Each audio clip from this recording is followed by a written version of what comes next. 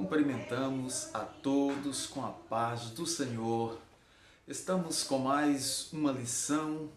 Vamos apresentar para você as lições bíblicas do terceiro trimestre de 2025. Olha aqui, que maravilha!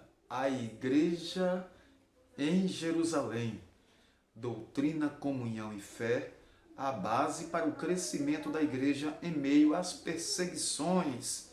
Comentários do pastor José Gonçalves, lá de Água Branca, no Piauí.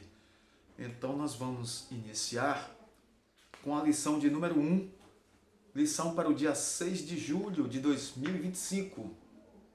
A igreja que nasceu no Pentecostes. Olha aqui. A igreja que nasceu no Pentecostes.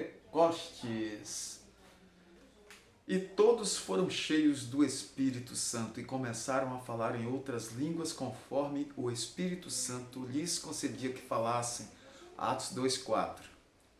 Verdade prática. A igreja nasce no Pentecostes capacitada pelo Espírito para cumprir sua missão. Atos capítulo 2, de 1 a 14, é o texto bíblico que você deve ler aí na sua casa para o estudo dessa primeira lição. A igreja nasceu no dia de Pentecostes, quando o evento marcou uma nova era, a era da igreja. O Pentecostes era uma festa muito importante dos judeus e acontecia 50 dias depois da Páscoa. Foi nesse dia especial que Deus derramou o Espírito Santo sobre todos os discípulos, os quase 120 que ali estavam no cenáculo, batizando-os com o Espírito Santo, derramando o poder de Deus sobre suas vidas.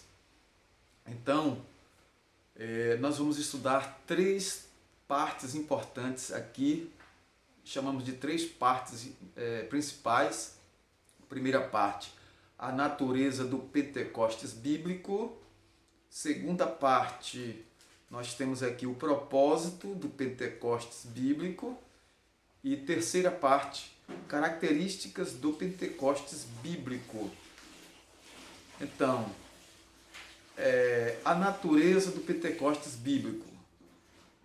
Lucas, o evangelista que escreveu Atos dos Apóstolos e também o Evangelho segundo Lucas, relata que por ocasião do derramamento do Espírito Santo, ali no dia de Pentecostes, foi ouvido do céu um som, como de um vento veemente e impetuoso que encheu toda a casa em que estavam assentados. Atos capítulo 2, versículo 2.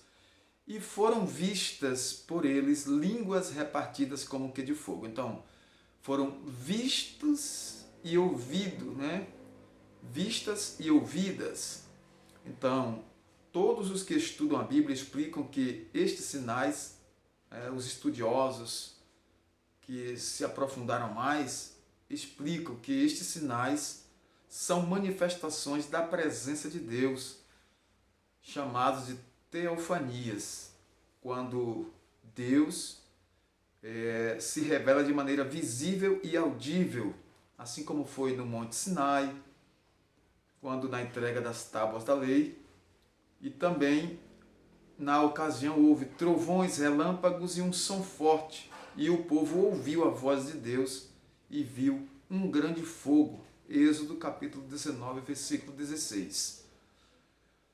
Então observamos aqui que em algumas ocasiões no passado o fogo havia acompanhado a presença de Deus, como em Êxodo 3, de 1 a 6, quando Deus se apresentou ali na sarça.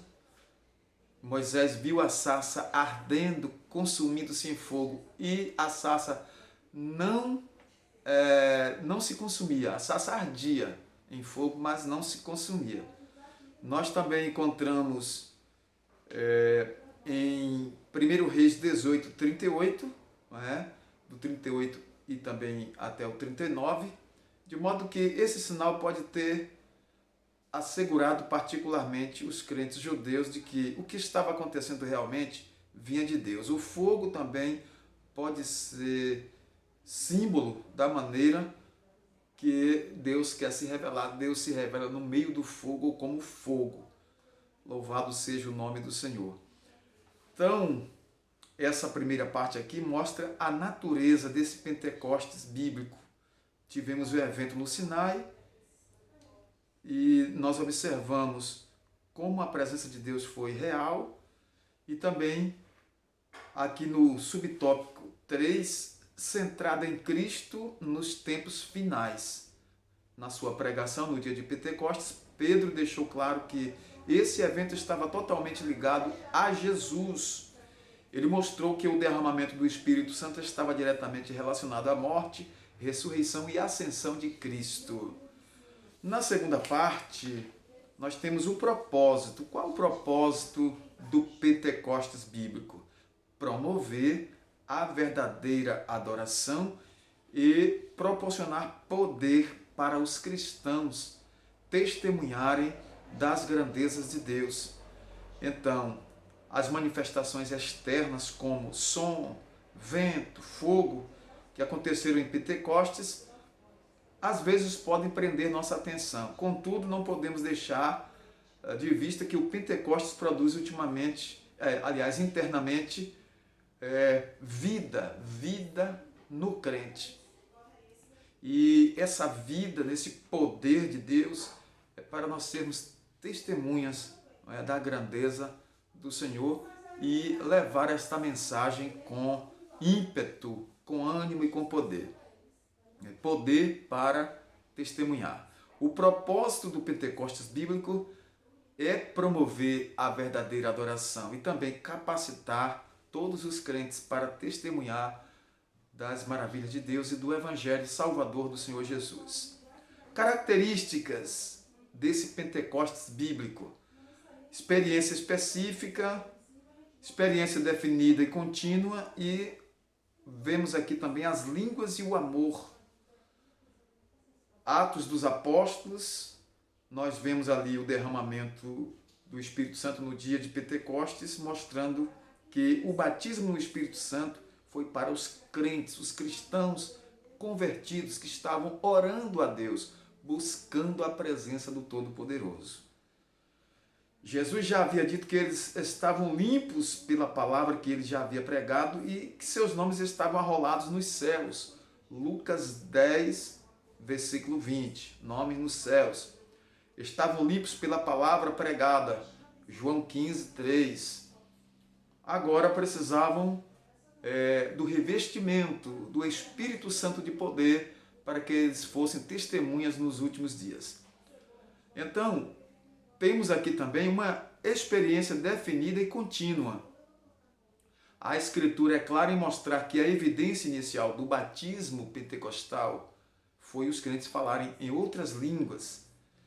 A evidência física inicial ou sinal do batismo no Espírito Santo foi o falar nessas línguas. Não foi uma grande alegria ou um grande afetuoso amor que evidenciaram o batismo no Espírito Santo, mas as línguas que eles falaram. O Pentecostes é caracterizado por uma experiência definida, muito bem definida, também contínua, na qual as línguas são a evidência do enchimento desse Espírito Santo, do Espírito Santo na vida de cada um dos cristãos.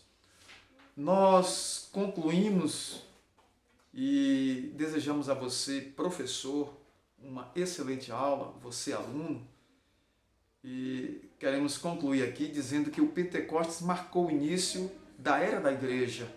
Jesus, agora glorificado, batizou os crentes no Espírito Santo, segundo está em Atos 4, versículo 2, e esse Espírito Santo, terceira pessoa da Trindade, inseriu esses cristãos no corpo de Cristo, que é a igreja.